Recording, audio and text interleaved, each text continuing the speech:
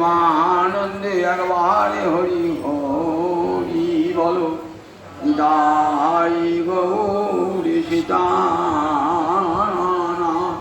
প্রেমানন্দে একবারে হরি হরি বলো, নিতাই গৌর সীতানাথ।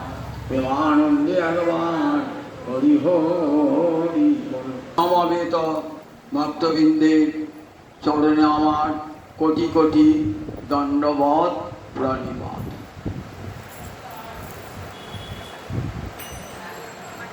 শ্রীমদ্ ভাগবতের একাদশ স্কন্ধ শোনাচ্ছে আপনাদের অবধূত সংবাদ।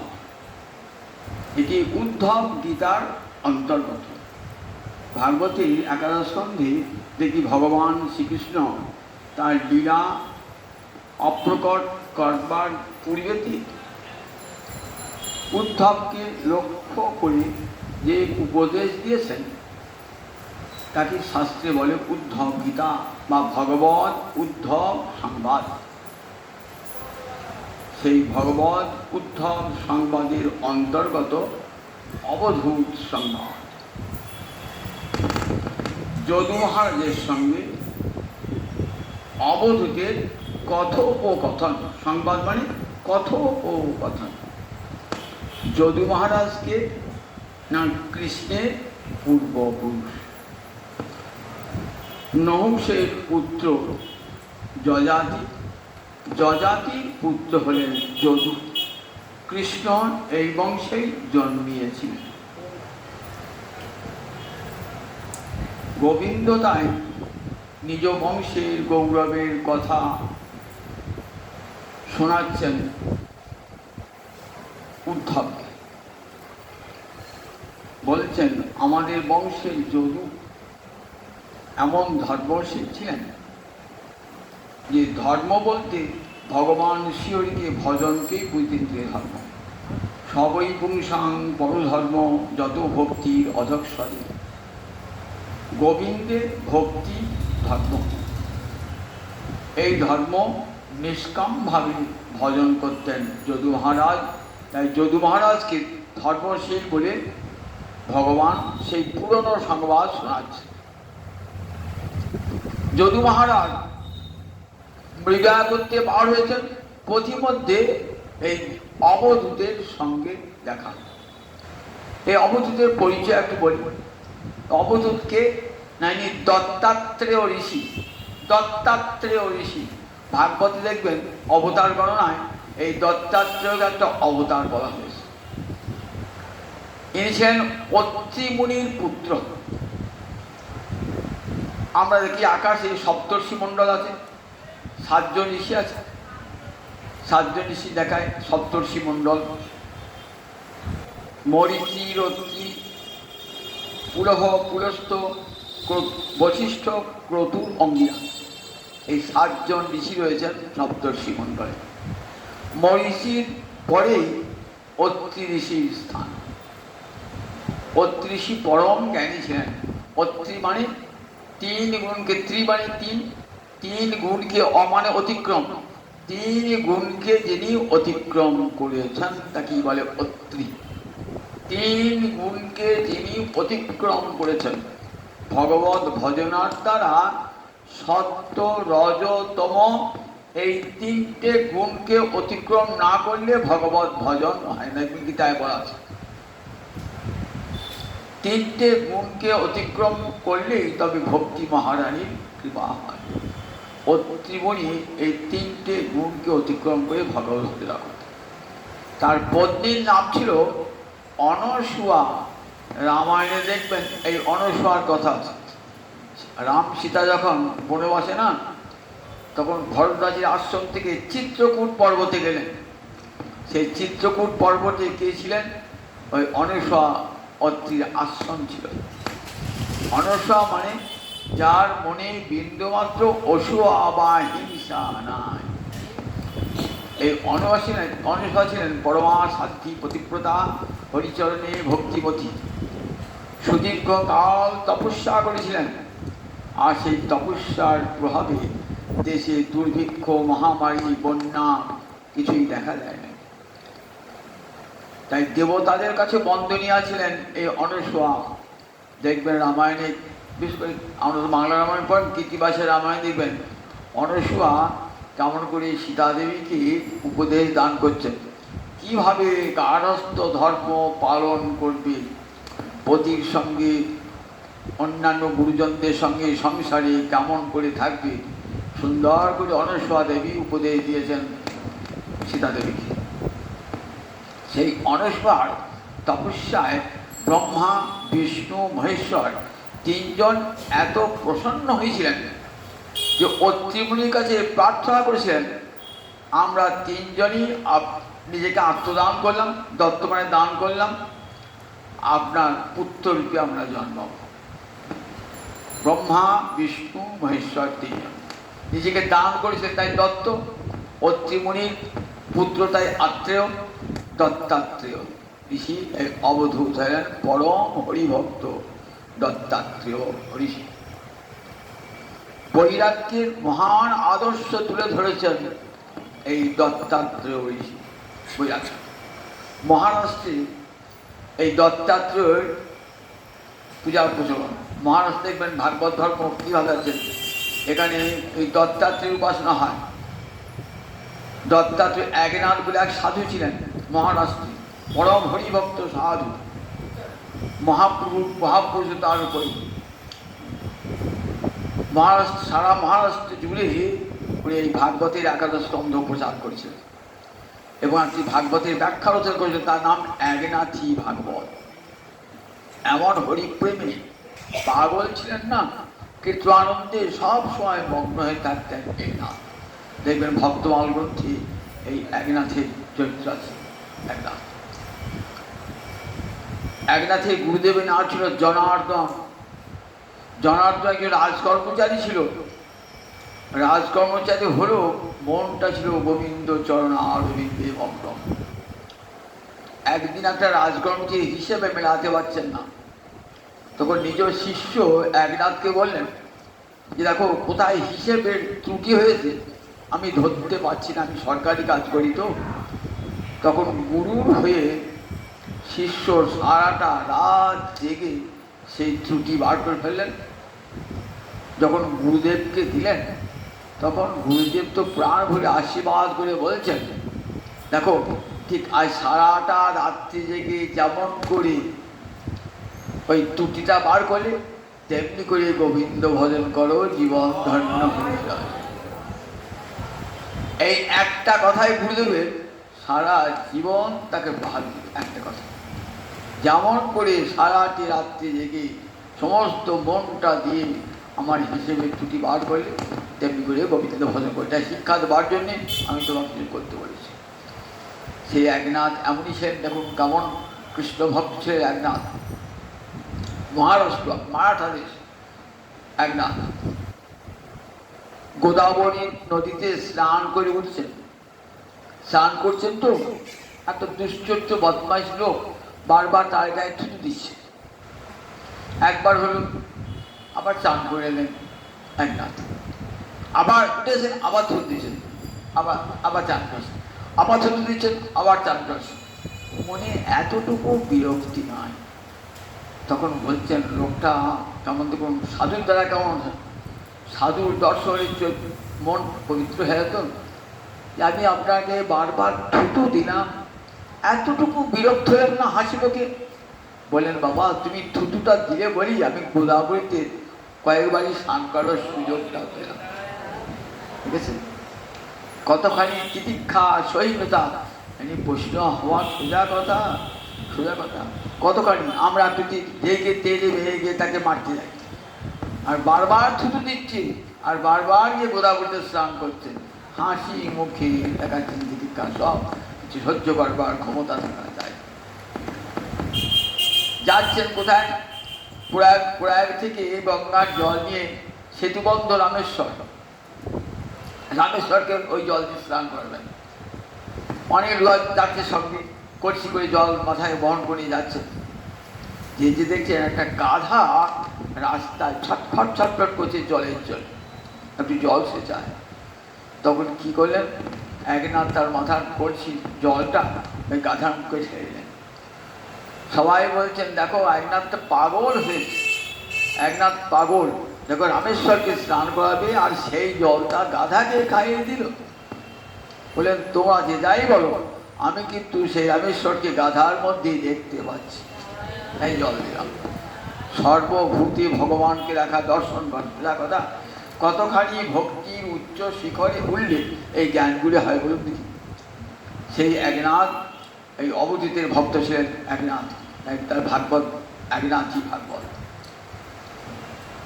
এই উদ্ধব সংবাদে আমরা দেখতে পাই যদু মহারাজ ঠিক এইরকম একজন অবধূতের সঙ্গে দেখা। অবধূত তো বৈরাগ্যের চরম আদর্শ। শ্রীমদ্ ভাগবতে তৃতীয় দেখবেন সুখদেব কেমন একটা বৈরাগ্যের ছবি এঁকেছেন। বলছেন আচ্ছা জগতে কেন ধনমদে মত্ত ধনী উপাসনা করবে মহারাজ পরীক্ষিত? তা বলছেন প্রভু, ধনীরা কাপড় বিলি করে, যে কাপড় পরতে পারে না, একটুকু কাপড় লজ্জা নিবারের জন্যে তো একটা কাপড়ও চাই। সুখদেব উত্তর দিচ্ছেন চিরানি কিন্ন পথি সত্যি, পথে ছেঁড়া ন্যাগরা কুড়িয়ে পাওয়া যায় না, তার জন্যে তার দ্বারা লজ্জা নিবারণ হয় না। আচ্ছা দুমুটো খাবার জন্য তো যেতে হয় ধনীর গৃহে। বললেন কেন? গাছেরা কি আর ফল দেয় না? গাছেরা ফল দিতে ভরে গেছে? গাছেরা নয় ফল দিল, জল খাবার জন্য যেতে হবে তো। তা বলছে নদী সরোবর কি শুকিয়ে গেল নাকি পৃথিবীতে? নদী সরোবর? বললেন না প্রভু। আচ্ছা রাত্রে থাকবার জন্য একটু জায়গা তো দরকার। তারপরে গুহার দ্বার কি রুদ্ধ হয়ে গেল নাকি? পরবর্তী গুহা নাই আর? বলছে সেখানে থাকবো কি করে যদি সেখানে বাঘ ভালু সিংহ হিংস্র। তা বলে গোবিন্দ কি তার শরণাগত জনকে রক্ষা করতে ভুলে গেছেন? শরণাগত জনকে রক্ষা করবেন না? তাই কেন ধনীর গৃহে গিয়ে ধনীর কাছে যাচনা করবো, অর্থ যাচনা করবো, কেন ধনীর উপাসনা করবো? তেমন বৈরাগ্যের ছবি বেছে দেখেছেন, তেমন বৈরাগ্য। এই বৈরাগ্যের ছবি আমরা দেখতে পাবেন ছয় গোস্বামী, অষ্ট গোস্বামী, ছয় গোস্বামী না, লোকনাথ ভূগর্ভ, এরা এই বৈরাগ্যের ছবি। এমন বৈরাগ্যের আদর্শ দুনিয়ায় কোনো ধর্মে দেখাতে পারবে না। কি তীব্র বৈরাগ্য বলুন দিকে একবার। সব ছেড়ে দিয়ে বনে শুয়ে আছেন গোসাই পাদা, সমস্ত ঐশ্বর্য ভোগ বিলাস পরিত্যাগ করে, কোনোদিন খেতে পান কোনোদিন পান না, কবু চারাচর বন কবু প্রবাস। আমরা ভোগে বিলাসে মাতোয়ার হয়ে ভগবানকে ভজতে পারি না। পেটে ক্ষুধার অন্ন নাই, পরনে ছেঁড়া কাপড় বেরিয়ে আছেন, ছেঁড়া মাছ শীতে কাঁপছেন, বর্ষার জলে ভিজছেন, গ্রীষ্মে মধ্যাহ্নকালে সূর্যের তাপে দগ্ধ হচ্ছে, গাছে শিকড়ে শুয়ে আছেন, তবে কৃষ্ণ ভজন ভোলেন নাই। কেমন করে ভজন করছেন দেখুন। ভজনের গুণে এসব কোনো উপলব্ধি হতো না। অবধূত ঠিক এইরকম ত্যাগের আদর্শ অবধূতি। অবধূতি কত বয়স হয়েছে? অনেক বয়স হয়েছে, কিন্তু দেহে মনে তারুণ্য। ভক্তি মহারানী যদি হৃদয়ে প্রবেশ করেন না, তাহলে বৃদ্ধ তরুণ হয়ে যায়, বৃদ্ধ তরুণ হয়ে যায়। অসুন্দর কুৎসিতে সেও সুন্দর হয়ে যায়, কারণ ভক্তি মহারানী সুন্দরী তো। কেন ভক্তি মহারানী সুন্দরী? সুন্দরের উপাসনা করেন বলে। এই ভক্তি যাদের অন্তরে প্রবেশ করে তারাও সুন্দর হয়ে যায়, সুন্দর মনের সুন্দর দেহের অধিকারী হয়ে যায়। অবধূত এত বয়স হয়েছে, কত বয়স হয়েছে ঠিক নাই, তথাপি অবধূতের দেহে মনে তার। কোথায় গাছতলায় শুয়ে আছেন, কোথায় পথের মোড়ে ধুলার উপর শুয়ে আছেন, কোনদিন কারো বাড়ির উঠোনে শুয়ে আছেন, কোনোদিন খেতে পান কোনোদিন খেতে পান না। তার জন্যে এতটুকু ভ্রক্ষেপ নাই যে আজ আমার আহার চলল না, পেটে ক্ষুধা পেয়েছে, কেমন করে হরিনাম করবো, সেদিকে খেয়ালই নাই। কৃষ্ণ নাম রসে এমন মাতোয়ারা। বাল্মীকি কতদিন তপস্যা করেছিলেন বলতো? কি সুদীর্ঘকাল তপস্যা করেছিলেন তো। কি খাবার খেতেন তপস্যাটায়? কোনো খাবার ছিল? ছিল না। রাম নাম সুধারসে হৃদয় ভর্তি হয়েছে, রাম নাম সুধারসে। ঠিক তেমনি লিখেছেন কৃষ্ণ নাম সুধারসী হৃদয় ভর্তি, জগতের খাদ্য পেলো আর না পেলো চিন্ময় আহার গ্রহণ করছেন নিরন্তর, হরিনাম রসাল জিহ্বা দিয়ে হরিনাম মার হচ্ছে, অনন্ত আনন্দে ভরপুর হয়ে রয়েছেন অবধূত। এখানে কোথায় যাকে ঠিকানা নাই, কোথায় শুবেন? আমরা শীতকালে লেপ চাপা দিয়ে 5টা লেপ চাপা দিয়ে হু হু করে কাঁপছি, খোলা গায়েই শুয়ে আছে। গ্রীষ্মকালে ফ্যানে হাওয়া খাচ্ছে, আর গ্রীষ্মকালে মধ্যাহ্ন রোদে রাস্তায় প্রতিমধ্যে পড়ে রয়েছে। দেখুন বন ঝোপেতে ফুল আছে, কোনো চিন্তা, কারণ শরণাগত জন্তু। আমাকে বাঘে কামড়াবে, যদি গোবিন্দ আমাকে রক্ষা না করেন, কে আমাকে রক্ষা করবে? গোবিন্দ যদি রক্ষা করেন, পৃথিবীর কারো ক্ষমতা নাই তাকে হত্যা করি। বাঘ সিংহ তো দূরের কথা, স্বয়ং যমরাজা যদি আসে আপনাকে ছুঁতে পারবে না। এই বিশ্বাস অন্তরে দৃঢ়। আমরা মুখে বলি কিন্তু অন্তরে বিশ্বাসটা করতে পারি না। অবধূতের সেই বিশ্বাস অন্তরে। দেখুন যে 5 দিন খাই নাই, শুকিয়ে মরে যাব, এই চিন্তা নাই। শুয়ে আছি গাছের তলায়, সাপ এসে কামড়াবে, বাঘে ভালুকে কামড়াবে, কোনো চিন্তাও নাই। গোবিন্দ চরণে শরণাগত। শিশু যেমন মায়ের কোলে নিশ্চিন্তে থাকে, ঠিক তেমনি শরণাগত গোবিন্দ চরণে পড়ে আছেন। বলছেন যদি মহারাজ দেখছেন অপূর্ব কোন বড্ড বা আশ্রমের চিহ্ন নাই, কিন্তু অপূর্ব ব্রহ্মতেজ অঙ্গ থেকে বার হচ্ছে, ধুলায় ধূসরিত দেহ, অঙ্গ থেকে ব্রহ্মতেজ বিচ্ছুত হচ্ছে। যথার্থ ব্রাহ্মণ একই বলে, যে ব্রহ্মতত্ত্ব জানে সেই তো ব্রাহ্মণ।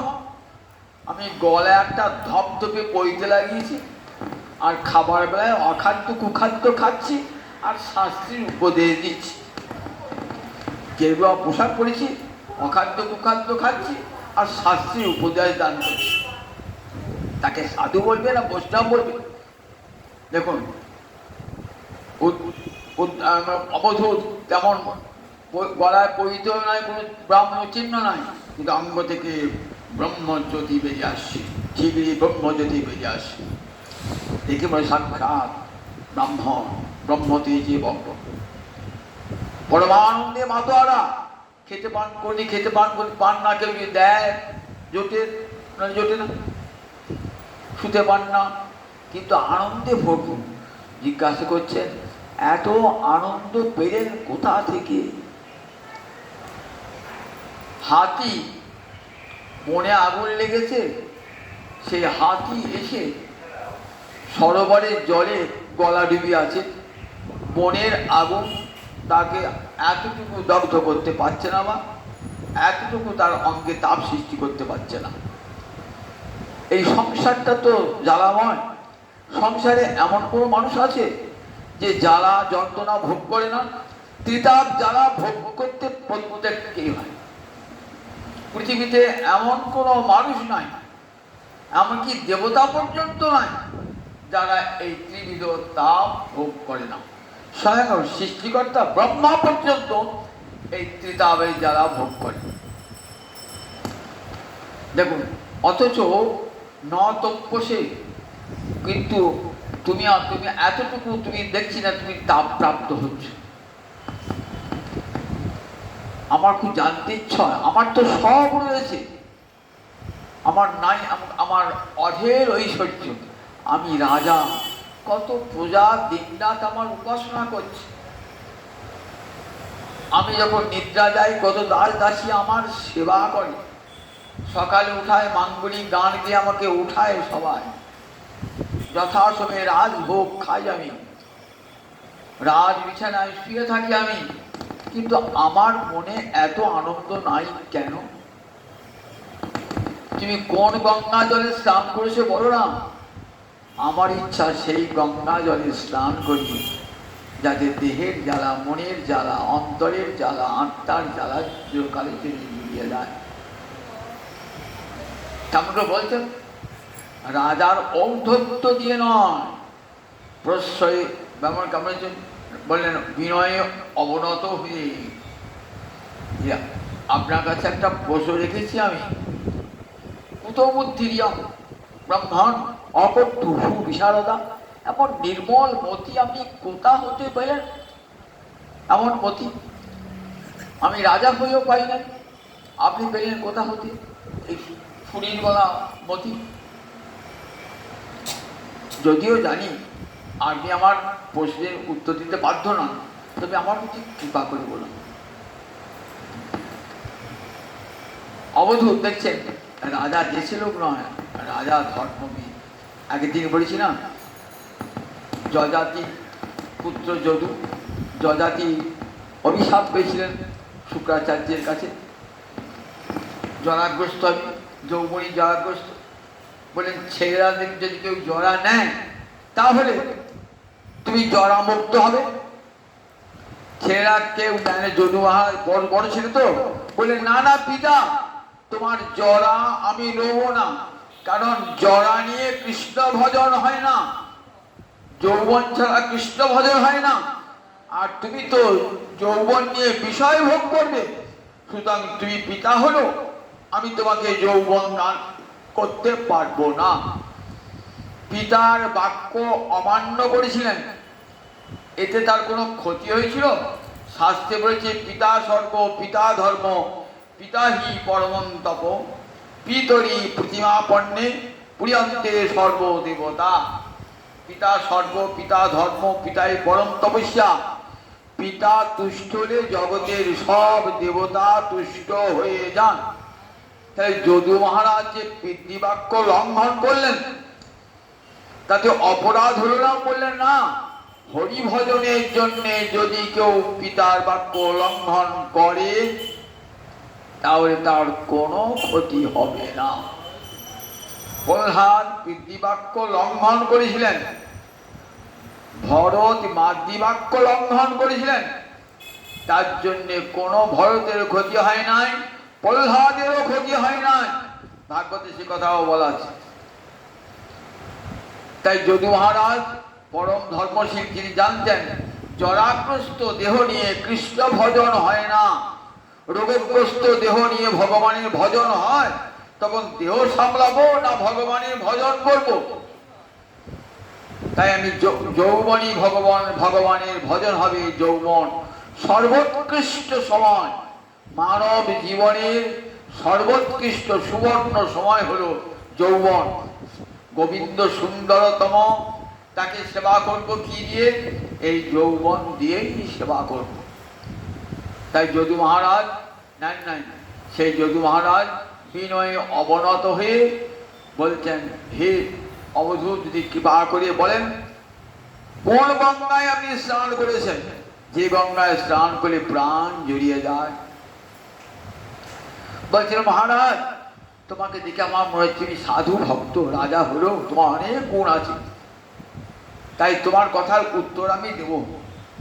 দেখো মহারাজ, জীবনে সবচেয়ে বড় লাভ তখন হয় জানো, যখন গুরু কৃপা লাভ হয়ে যায়, তখন জানবেন জীবন আমার সবচেয়ে বড় লাভ হয়ে গেল, গুরু কৃপা লাভ। এই গুরু কৃপা ছাড়া জীবনে কেউ কোনো দিন বড় হতে পারে না, সুখী হতে পারে না, ভগবানকে পাওয়া তো দূরের কথা। সর্বাগ্রে গুরু কৃপা লাভ করতে হয় মহারাজ। মহারাজ, আমি সেই গুরুর আশীর্বাদ পেয়েছি। মহারাজ, এই পৃথিবীময় আমার অসংখ্য গুরু, অসংখ্য গুরু। তা আমি 24টা গুরুর কথা আপনাকে শোনাই।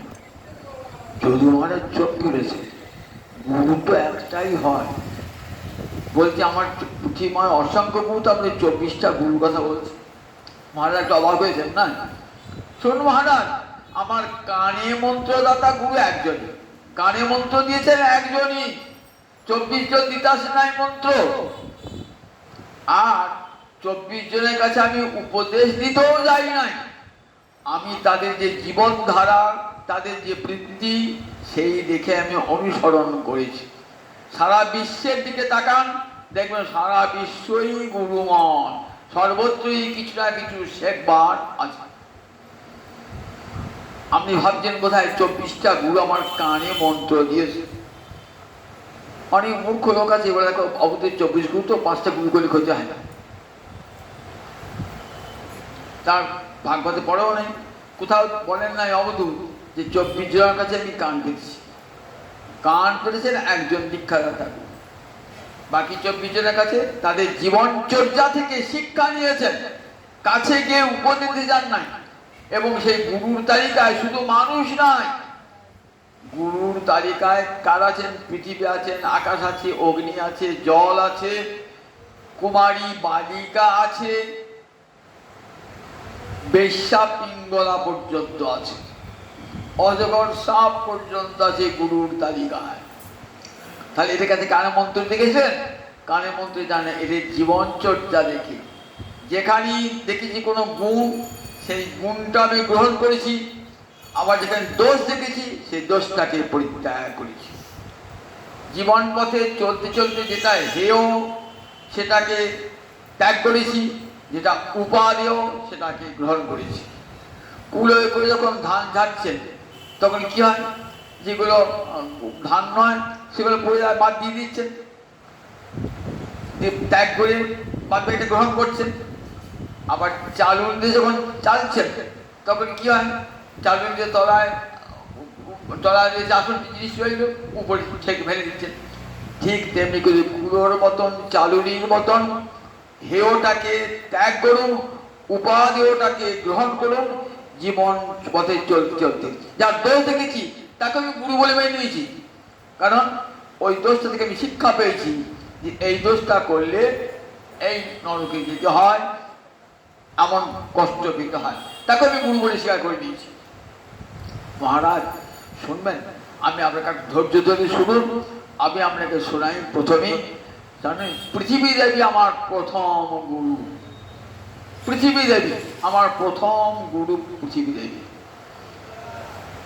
কেন? কি শিখলে পৃথিবী দেবীর কাছে?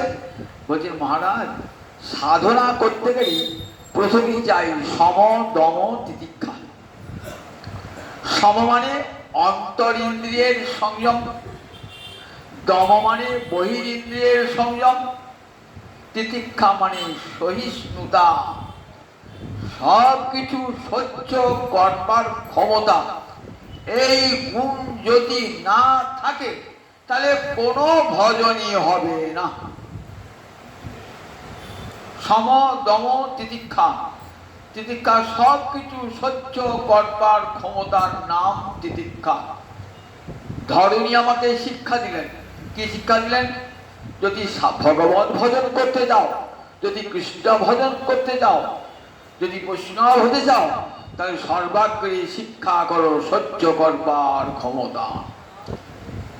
মা ধরিত্রী আমাকে এই শিক্ষাটা প্রথম দিলেন, যিনি বিষ্ণু পাদ পদ্ম বক্ষে ধারণ করে গেছেন। বলেন প্রথমে সহ্য করবার ক্ষমতা। দেখো, আমার উপরে কেউ থুতু ফেলছে, মলমূত্র নিক্ষেপ করছে, কেউ লাঙল দিয়ে চষছে, আবার কেউ পুজো করছে, কেউ কোদাল দিয়ে কোপাচ্ছে, যত অমেধ্য বস্তু আমার উপর ফেলছে, কত অত্যাচার করছে, আমি কিন্তু কোনো প্রতিবাদ করি না, সবটাই সহ্য করে যাই, সবটাই সহ্য করে যায়। দেখেছেন, এই যে সহ্য করবার ক্ষমতা, এটাই বৈষ্ণবতার প্রথম লক্ষণ। রাজর্ষি ভরতে চড়তে দেখুন, রাজর্ষি ভর যখন তৃতীয় জন্ম পেলেন না, তৃতীয় জন্মে মুক্ত পুরুষ, প্রথম জন্মে রাজর্ষি ভরত, দ্বিতীয় জন্মে হরিণ, তৃতীয় জন্মে জীবন মুক্ত পুরুষ। জড়ন্মত্ত পিশাচ বল। এই অবধূত দেখছেন না, অবধূত কেমন? জড়ন্মত্ত পিশাচ বল।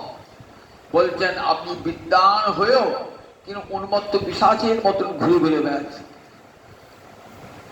রাজর্ষি ভরত ঠিক এরকম জড়ন্মত্ত পিশাচ বল। ভাইদের সংসারে থাকতেন তো, তা ভাইদের সংসারে বল গ্রহ, ভাইরা সব উপায় অর্জন করে, তাদের জমি জায়গা আছে, অর্থ উপার্জন করে, কিন্তু ভরত তো কিন্তু পারে না। ভরত তো মূলো খ্যাপা পাগল। ভাইদের এবার ভাইদের বউরা কি দেয়? গরু খাবারটা মুখে তুলে দিল, তাই খায়। প্রতিবাদ করে না, তাই খায়।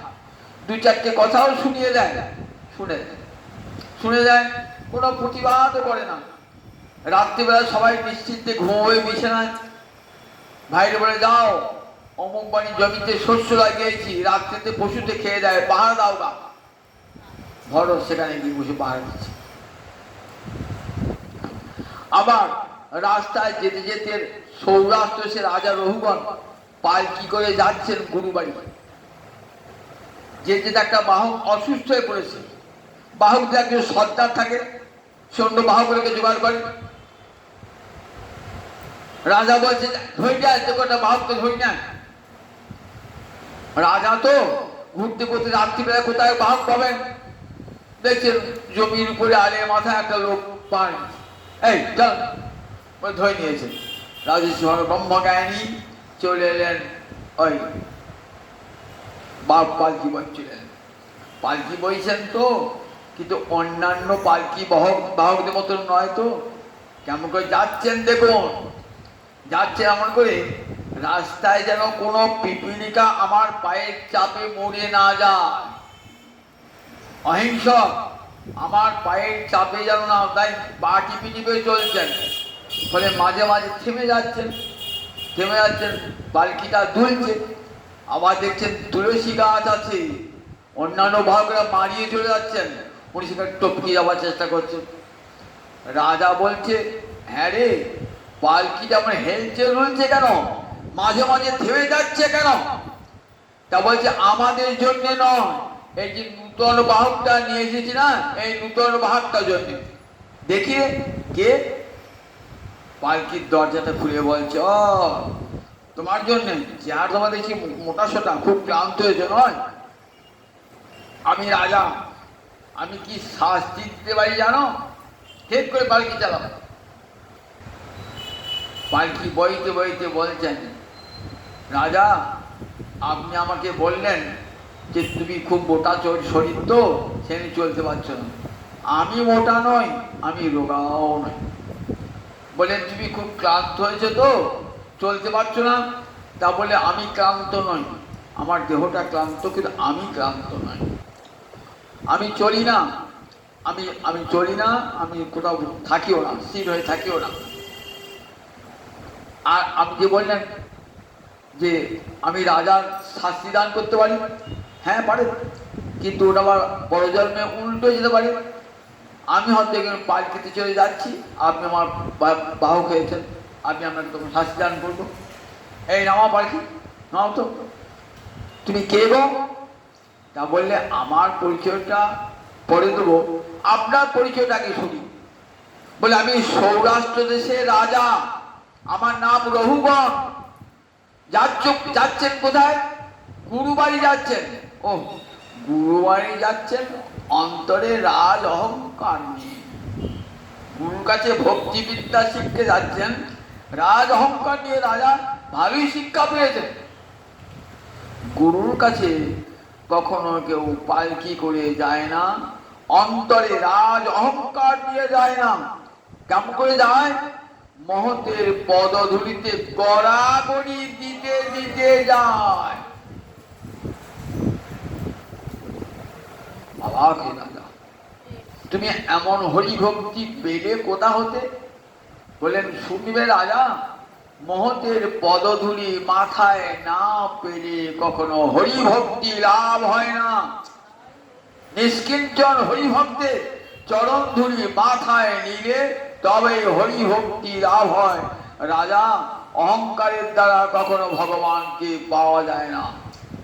অভিমানী ভক্তিহীন জগমাঝে সেই দিন, যার অন্তরে জাতি অভিমান, পাণ্ডিত্য অভিমান, ধনের অভিমান আছে, কোনদিন সে কৃষ্ণ ভক্তি লাভ করতে পারে না। কৃষ্ণ ভক্তি লাভ তারই হয় যার অন্তর অহংকার শূন্য হয়ে গেছে। অহংকার শূন্য। ভক্তি মহারানী হৃদয়ে প্রবেশ করলে সমস্ত অহংকার চূর্ণ হয়ে যায়। রবীন্দ্রনাথের একটা কবিতা আছে, দীনদান বলে কবিতা আছে, অনেকেই পড়েছেন তো। সেখানে এক নরোত্তম বলে এক সাধু এসেছেন রাজার সোনার মন্দির।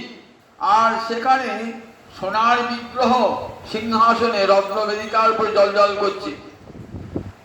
নর্তম এলেন, সেখানে কোনো কীর্তন করলেন না, মন্দির ত্যাগ করে কোথায় চলে গেলেন? অনেক দূরে একটা বটবৃক্ষ তলে, সেখানে বহু গ্রাম দরিদ্র গ্রামবাসী নরোত্তমকে ঘিরে কীর্তন করছে। রাজা দূত এসে বলে, নরোত্তম আপনার মন্দিরে কীর্তন করেন নাই, কোথায় কীর্তন করছে? বললেন, কীর্তন করছে কোথায় জানো? ওই গ্রামের প্রান্তে একটা বটবৃক্ষ মরিয়ে ভক্তগণকে সঙ্গে নিয়ে। রাজা আর থাকতে পারলেন না। রাজা গেলে বলেন, আমার এমন মন্দির, সোনার মন্দির দেখো, আবার সুন্দর স্বর্ণ বেদিকার উপরে সেখানে জল জল রত্ন বিগ্রহ, সেখানে তোমার কীর্তন হলো না? তা বললেন, রাজা তুমি মন্দির স্থাপন করেন, সে মন্দিরে দেব নাই, তোমার মন্দিরে দেবতা নাই। আমার মন্দিরে দেবতা নাই না, আপনারে স্থাপিয়াছ নহে দেবতারে। নিজেকে স্থাপন করেছো, নিজের অহংকার দেখাবার জন্য বিরাট মন্দির করেছো। কত লক্ষ লক্ষ মানুষের কাছে অর্থ শোষণে করে মন্দির করেছো। আর সেই গ্রামবাসী আজ কেমন হয়েছে দেখো, রাজাকে অর্থ দিতে নিঃস্ব হয়ে গেছে, তবু তোমার মনে এতটুকু দয়া হয় নাই। গোবিন্দ কি ওই মন্দিরে আছেন? গোবিন্দ আছেন?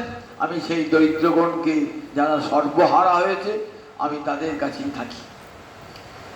নর্ত বলে, আমি সেইখানে, ভগবান সেইখানে থাকেন যেখানে যে মানুষের কিছু সর্বহারা তার কাছে।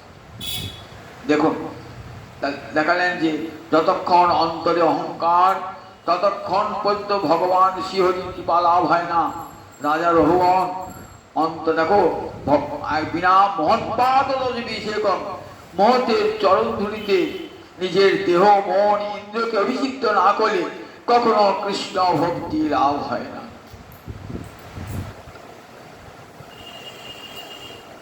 রাজর্ষি ভরত দেখুন সব সহ্য করছেন। নিয়ে গেলেন এক ডাকাতের দল, কালী পুজো করবে। তখন কালী পুজো ডাকাতের নরবলি দিত। নরটা কেমন হবে যেন নিখুঁত চেহারার হয় নরবলি। যাকে ধরিয়ে দিয়েছিল সে কোন ফাঁকে পালিয়ে গিয়েছে। এইবার একটা লোক চাইছে নরবলি দেওয়ার জন্য, খুঁজতে খুঁজতে খুঁজতে খুঁজতে দেখছেন একটা মাঠের মাঝে হিষ্টপুষ্ট চেহারা ভরত, এই চল, ডাকাতেরা ধরে চলে গেলেন। ভয় চলে গেলে সেখানে চলে গেলেন, কোনো বাধা নাই, কোনো প্রতিবাদ নাই, চলে গেলেন। এবার চান করিয়েছেন, সিঁদুর করিয়েছেন, এবং মন্ত্র বলে মাথার যুবকাশে ঢুকিয়ে দিয়েছেন। ভরতের যে আমার দেহ গোবিন্দ চন্দ্র সমর্পিত, বুঝবেন গোবিন্দ। এখন মা আমার মৃন্ময়ী ছিলেন, পাথরের প্রতিমা চিন্ময়ী হয়ে গেলেন। ওই পাথরের প্রতিমা ভেদ করে চিন্ময়ী মা বেরিয়ে এলেন। বেরিয়ে এসে কি করলেন, যে খানা তুলেছিল ওই তাকে যুবকাশকে বধ করবার জন্য, খানাটা কেড়ে নিয়ে, তার হাত থেকে কেড়ে নিয়ে যে বধ করতে গেছিল তাকেই হত্যা করলেন। যতগুলো ডাকাত ছিল প্রত্যেকের মুন্ড ছেদন করে মা যেন ফুটবল খেলতে লাগলেন। দেখেছেন কেমন করে গোবিন্দ চরণের শরণাগত হয়েছে, একেবারে নিজের বাঁচবার কোন চেষ্টা পর্যন্ত করেন নাই। কতখানি তিতিক্ষা, কতখানি সহিষ্ণুতা, অন্তরেন্দ্রিয় সমদম তিতিক্ষা, এগুলি না হলে সাধকের সাধনা হয় না। তাই দেখালেন ভজন করতে গেলে এই তিতিক্ষা। হরিদাসের উপরে কত অত্যাচার বলুন কি একবার? হরিদাসকে একবারও বলেছেন আমাকে মেরো নামো? একবারও বলেন নাই। মার খেয়েছেন, হরি বলেছেন হরিনাম ত্যাগ করো, বলেন খণ্ড খণ্ড হয় যদি যায় যদি প্রাণ, তথাপি বদের না ছাড়িব কৃষ্ণ নাম। আমার দেহ খণ্ড বিখণ্ডিত করে দাও, তথাপি আমি কৃষ্ণ নাম পরিত্যাগ করব না। ঠিক আছে, কেমন হরিদাসী, কেমন তিতিক্ষা, এই যে সহ্য করবার কি ক্ষমতা দেখুন। এত এত আঘাতের পর আঘাত, কিন্তু মুখে কৃষ্ণ নাম সুধা সিন্ধু মধ্যে হরিদাস। হরিদাসের সঙ্গে লাগছে না কেন? হরিদাসের সঙ্গে বললেন সব আঘাত আমার মহাপ্রভু পৃষ্ঠে লগ্ন হয়েছে। মহাপ্রভু সাতপরিয়া ভাবে কথা বলছি না, সে হরিদাসকে দেখ হরিদাস, আমি সেদিনকেই তোকে যারা আঘাত করছিল আমি সুদর্শন চক্র নিয়ে তাদের হত্যা করতাম, কিন্তু করি নাই তোর অনুরোধে, তোর প্রার্থনায় আমি সুদর্শন চক্র রেখে দিয়ে এলাম। কিন্তু আমার ভক্তকে রক্ষা করতে হবে। ভক্ত অঙ্গে আঘাত সর্বম অহং সহে না তু ভক্তগ্রহম, আমি সব সহ্য করি, কিন্তু আমার ভক্তের প্রতি হিংসা আমি কোনদিন সহ্য করি না। তাই আমি পৃষ্ঠে লগ্ন হলাম, সব চাবুকের দাগ আমার পিঠে দেখাচ্ছেন মহাপ্রভুর অঙ্গে সব চাবুকের দাগ, যতগুলি চাবুক মেরেছেন সব চাবুকের দাগ আমার মহাপ্রভুর অঙ্গে। প্রহ্লাদের কাহিনী যখন বলছেন সুখদেব, ওইটুকুনি 5 বছরের ছেলে খাড়ার পর খাড়া আঘাত করছে, দেখুন তা কই প্রহ্লাদ তো করতে পারতো, কিছু তো করে নাই। মহারাজ পরীক্ষিত অবাক হয়েছেন, 5 বছরের ছেলের উপরে এত আঘাত নেমে এসেছে, কই প্রহ্লাদ তো একটু কাঁদছিল না। ভগবত প্রহ্লাদ ধ্যানে সবচেয়ে কৃষ্ণ ধ্যানে না মগ্ন হয়ে রয়েছেন। প্রহ্লাদ ধ্যানে মগ্ন হয়েছেন, সমস্ত মনটা গোবিন্দ চরণ দিয়ে দিয়েছেন। তাহলে কি করে হলো?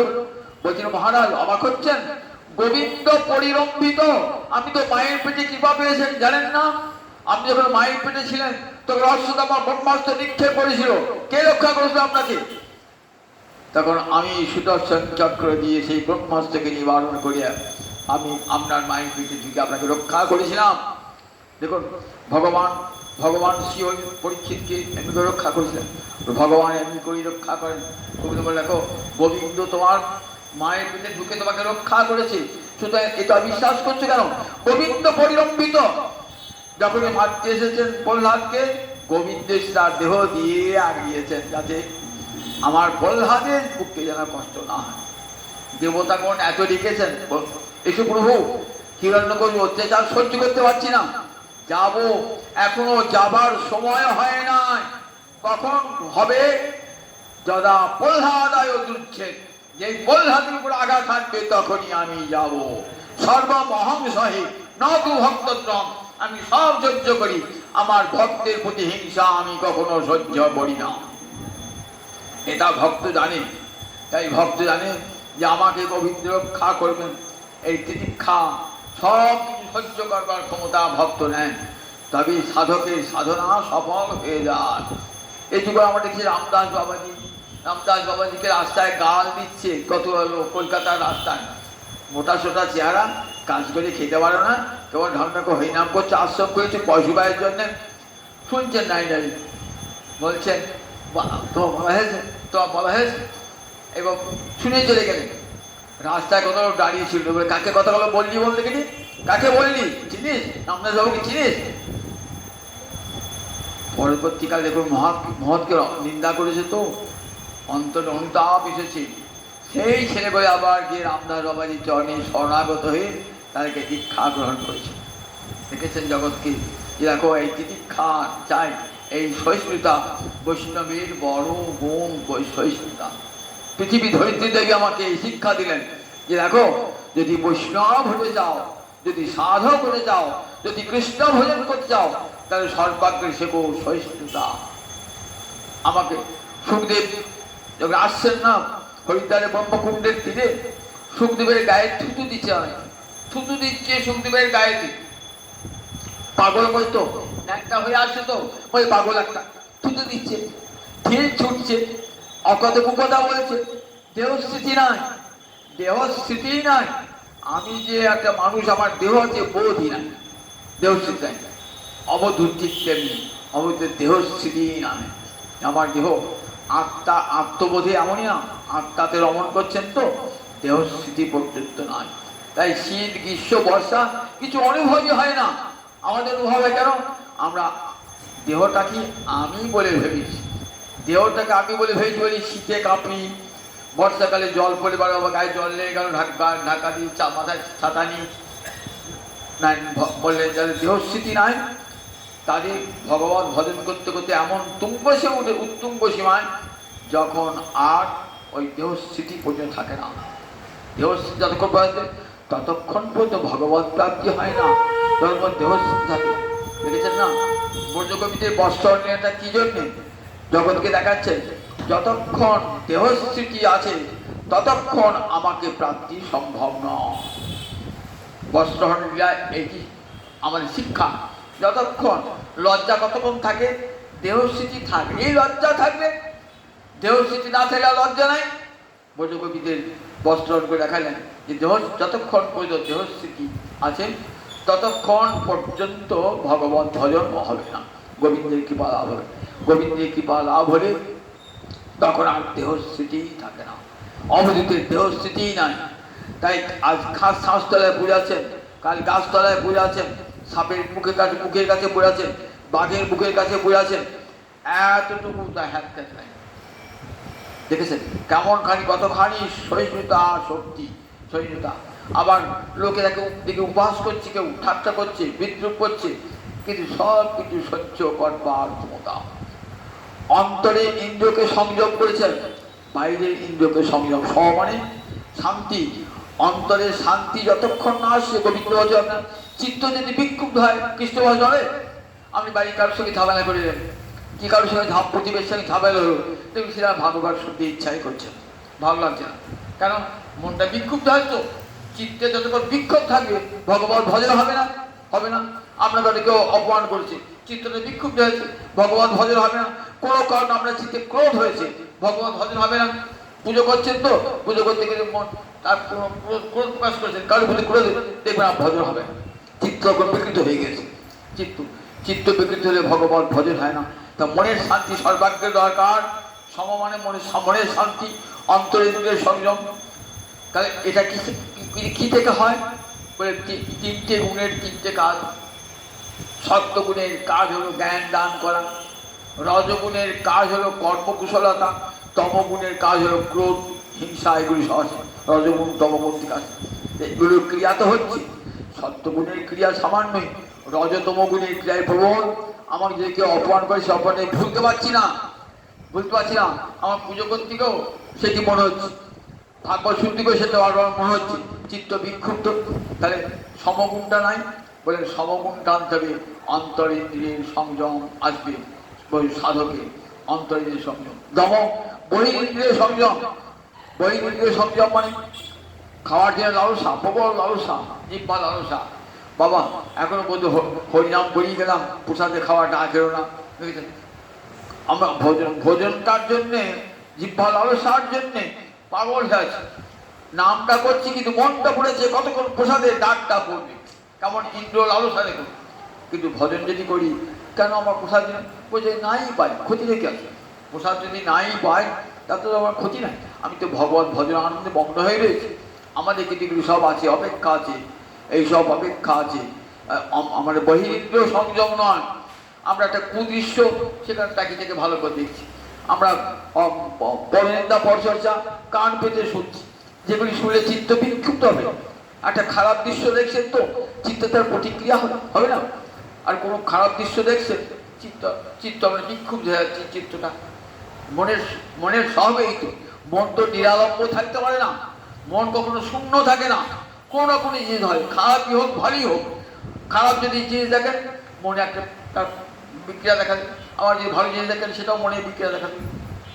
মনে ঠিক এরকম এই চক্ষুই আপনাকে পাপের পথে নিয়ে যায়, আবার এই চক্ষুই আপনাকে ভগবানের দিকে নিয়ে যাবে। ইন্দ্রিয় আপনাকে নিয়ে যাবে একদিন ভগবানের পথে, আবার ইন্দ্রিয় আপনাকে নিয়ে যাবেন নরকের পথে নিয়ে যাবে। কান আছে, আচ্ছা কান দিয়ে হরি কথা শুনবো তো, সেখানে গোবিন্দ কথা শুনবো, কান পরনিন্দা পরচর্চা শুনবার জন্য কানটা উদ্গ্রীব হয়ে রয়েছে। তাহলে এই ইন্দ্রিয়ের সংযম আমাদের না, যেখানে হরি কথা নাই শুনবোই না, আমি সেখানে থাকবোই না। আমরা তা পারি কি পারি না। সংসারী মানুষ অনেক সময় শুদ্ধ হয়, কারণ শুনতে হয় পারি না।